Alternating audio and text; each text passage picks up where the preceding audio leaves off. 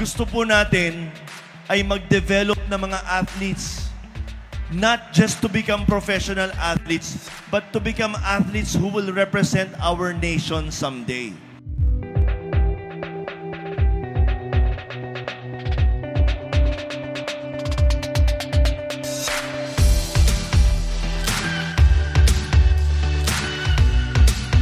As we continue to play the sport that we love, let's not just aim to win. Let's also embrace the opportunities to grow, to learn,